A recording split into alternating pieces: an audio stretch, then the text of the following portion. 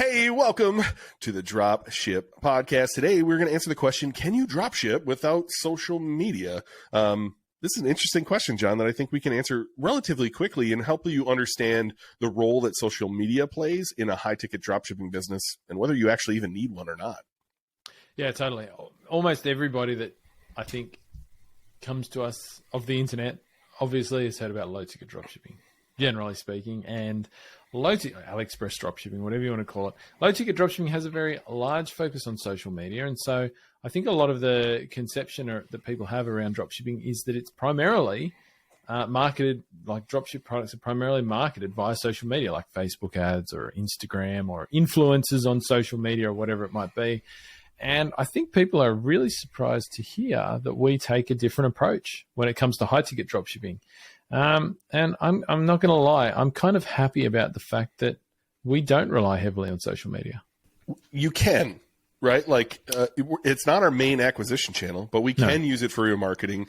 You can definitely like set up your pages and get all of your, what do they call, Web 2.0 links, right? Get an Instagram, get a Pinterest, get a Facebook, build a LinkedIn, build a presence for your business so that Google realizes you're a real business, right? These are all social signals.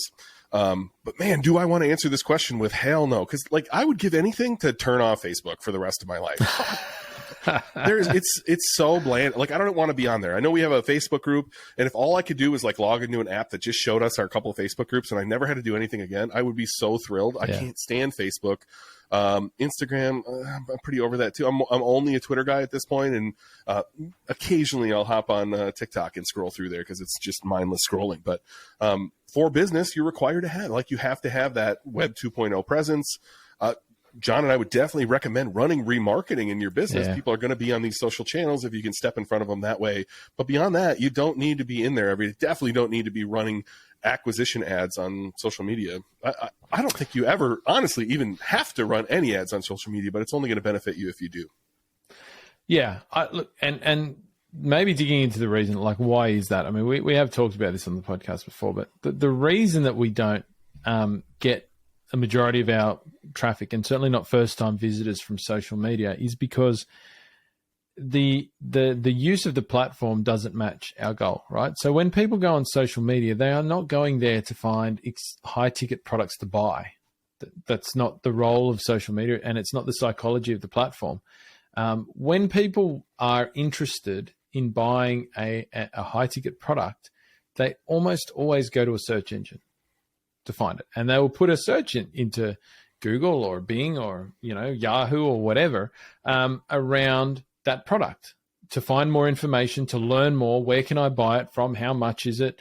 This versus that, which is the best brand, all that sort of stuff. It all happens in a search engine. So it doesn't make any sense to not be primarily on the search engines where your customers are. It's where your customers are when they are ready to investigate, to buy, to learn more. And so they are never there on social media. So going onto social media and trying to sell products directly to people when they're not even there to buy them doesn't make any sense. There's a mismatch there. And this is where it's different to low-ticket dropshipping, because when you're doing low-ticket dropshipping, you're selling some widget from Alibaba or AliExpress. Nobody's looking for that thing, right?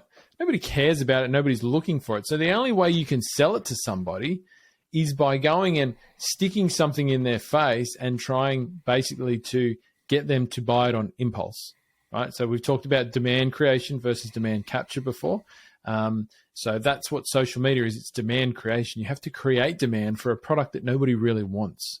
Hey, obviously you're interested in high-ticket dropshipping, wondering what you're going to sell. That's usually what people think about long before they ever purchase a course or even get started. John and I want to help you with that. We're running a 5-day challenge. Check it out at dropshipbreakthru.com/5. 5 days, you'll figure out exactly what you're going to sell, and you'll be ready to start your high-ticket dropshipping journey when you're done.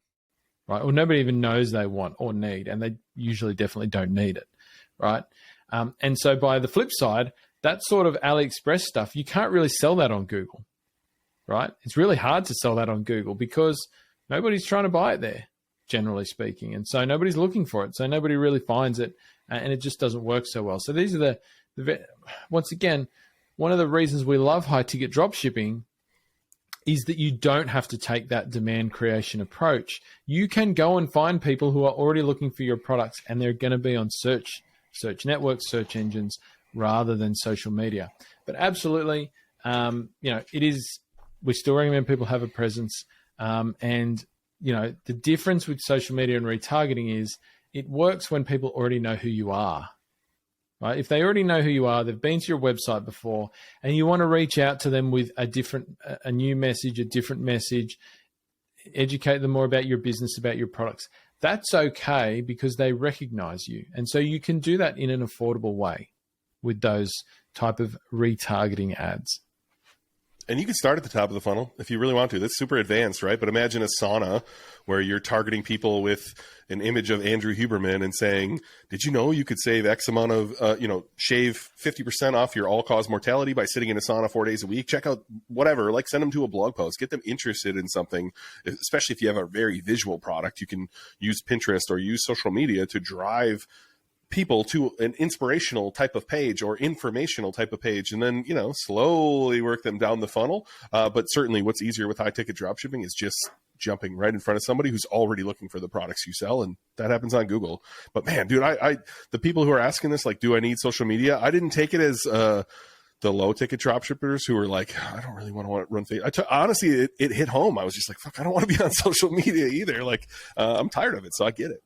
Yeah, and that's where that question comes from. It's literally that drop shipping in the last... We don't think it because we started before low-ticket drop shipping was even really a thing, right? And so, we'd never really thought of... we did what we've talked about on social media. I mean, I've always had social media stuff for my businesses, but it's never been the main... It was never the main traffic channel for drop shipping. And then the sort of explosion of AliExpress drop shipping was all about social media. And so many people who have discovered the business model since then, they hear the fake gurus on TikTok or whatever. Still, I mean, I still get people, I can't even believe it's still happening. People come to me today and like, I was listening to these guys on TikTok talking about low ticket drop shipping and social media and stuff. Is that how it works? And I'm like, no, it's not, or it doesn't have to be. And I think in a sense, it is kind of what puts a lot of people off drop shipping is that they're kind of have the same thought process as you, like, oh man, I really don't want to be on social media all day trying to pump this shit. Is that really what I have to do? And it might actually be a barrier to some people starting in dropshipping. So I think it is refreshing for a lot of people to hear that, you can actually build a great business here with a fairly minimal touch to social media. You don't have to spend your whole day staring at Facebook or Instagram or, trying to talk to fake people there to promote your products or whatever it is. Like, I feel dirty right now.